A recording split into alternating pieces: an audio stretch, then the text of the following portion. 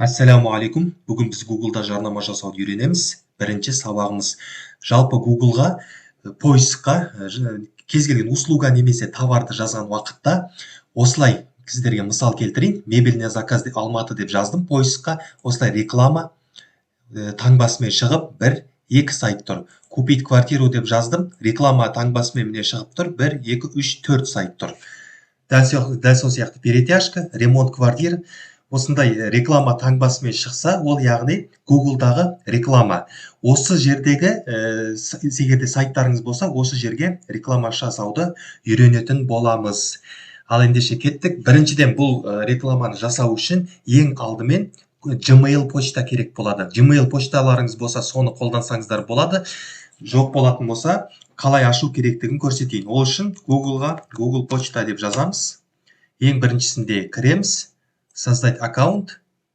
И өздеріңіздің аттарыңызды жазасыз. Мен мысалы мебель саласына жасайын деп атқаннан кейін осылай жаздым. Мебель на заказ. Ары қарай кетеміз. Туған жыл 1 июнь жаза берейік. Осылай таңдаймыз.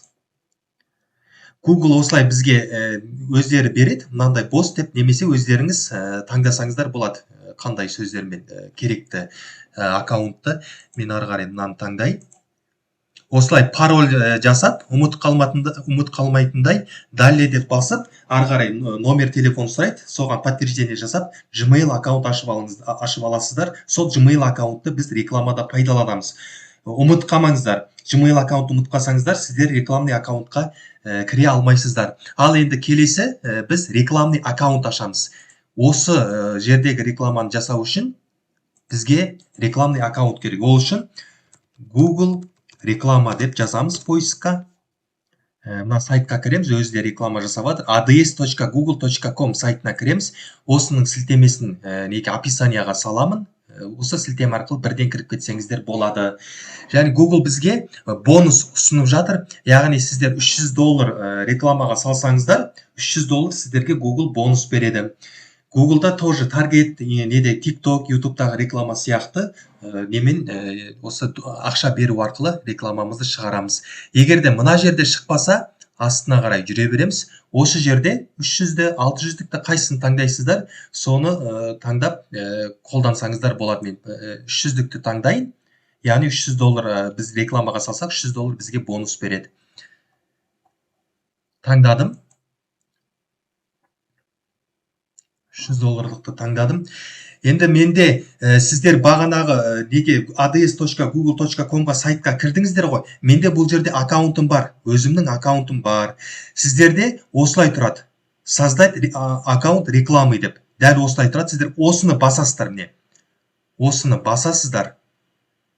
И мен ары қарай мына жерде создать рекламный аккаунт деп екінші аккаунт ашамын. Міне, дәл осылай болды. Сіздер осыны бассаңыздар, бағанағы $300-дан кейін дәл осындай жерге келесіздер. Пустой жерге басамын. Пустой жерге. Сосын Google'да мынандай көп жағдайда сайттарыңыз міндетті түрде керек болады. Егерде сайт жоқ болатын болса, өздеріңізде OLX-тағы товарларыңыз, услугаңыз болатын болса, OLX-тің сілтемесін қолдануға болады. Және де Instagram'дағы страницаларыңыздың сілтемесін тауып алып, соны қолдансаңыздар болады. Егер де сайт жоқ болатын болса, но желательно сайт болған өте жақсы. Өйткені сайт арқылы сіздер өздеріңіздің реклама арқылы келген аудиторияны анализ жасай аласыздар. Мен қазір сайтым бар. Осы сайттың мына жерде сілтемесін қояйын, сілтемесін. Сіздер осы жерге Instagram'ның, TikTok'тың болсын, қай жерлерде товар услуга бар, соның сілтемесін қойсаңыздар болады. Далее деп басамыз. Пропустить, мән бермейміз, пропуститті басамыз. Бізге аккаунт ашып алу керек, тоже пропуститті басамыз. Пропустить, перейти, аккаунт. Осыны Алматы қаласы доллармен төлейміз, Қазақстан. Келесін жалғастырамыз. Нет. Кейбіреулеріңізде платежный профиль бар болуы мүмкін, кейбіреулеріңізде жоқ болуы мүмкін. Менде жоқ, сондықтан новый платежный профиль ашамын. Яғни сол платежный профиль арқылы Google-ға рекламный бюджет төлейміз. Осыны басамын. Сосын мына жерде қараңыздар. Егерде сіздерде ИП, ТО болатын болса, юридический лицоны таңдай беріңіздер. Юрлицоны. Ал тек ондай жоқ болатын болса, физлицоны таңдап, міне, физлицоны таңдаймыз. Қай жерде өздеріңізді индекстеріңізді белгілеп, қай регионнан, қай қаладан соны таңдап, ары қарай жалғастыра берсеңіздер болады. Мен көп жағдайда өзім ИП болғандықтан юрлицоны таңдаймын. Физлицоны таңдасаңыздар, сосын астында қазір міне астында бар ғой, мына жерде физлицоны таңдаған кезде имя, фамилияда удостоверение личности қандай не бар, аттарыңыз қалай жазылған, соны тура солай жазуларыңыз дұрыс болады. Себебі біз кейін болашақта рекламный аккаунтты подтверждение жасаған кезде неге аккаунт блокқа кетіп қалмас үшін ықтималдықпен. Осы толтырасыз, міне индекс өздеріңіздің қай облыс, мынандай, и мына жерде удостоверениеде қандай ат тұр, соны толтырасыздар физлицода. Ал мен өзім юрлицоны таңдаймын, индекс жазамын, 0500, Алматы қаласы, Алматы таңдаймын, Абайский район, соны таңдадым, и название организация, сол қазір ИП, тоже название организация тура документте қалай бар, солай жазылу керек.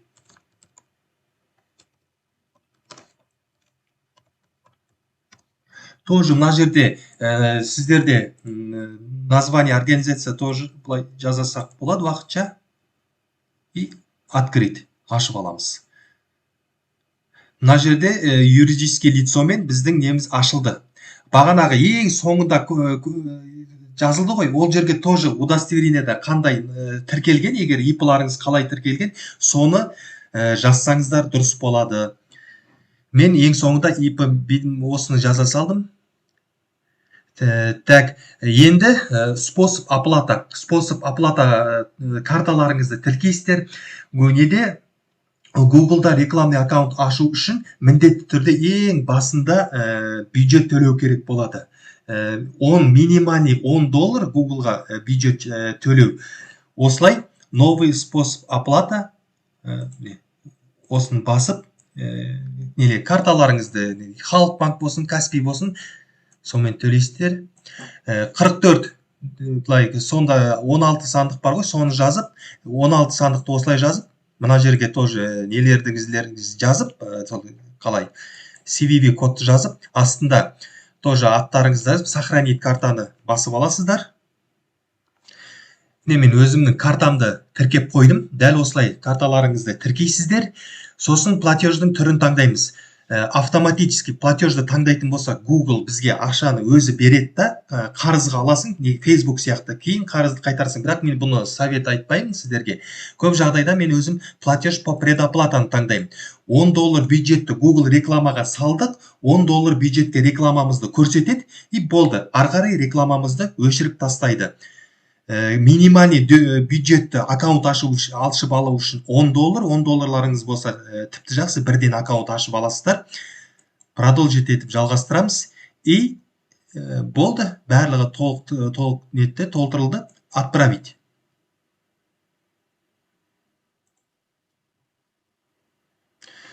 Отправить. Біздің аккаунтымыз ашылды. Келесінде жалғастырамыз. Продолжить. Енді мына жерде қазір осындай шықса, жоқ деп таңдаймыз, және де біз өзіміз рекламаны төлейміз. Жоқты таңдаймыз, рекламный агентствосын десе, жоқ, біріншісін таңдаймыз, и сохранить, жалғастырамыз ары қарай.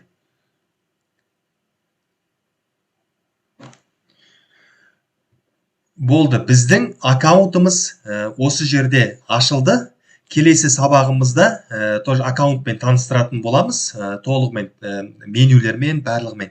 Екінші сабағымызды күтіңіздер.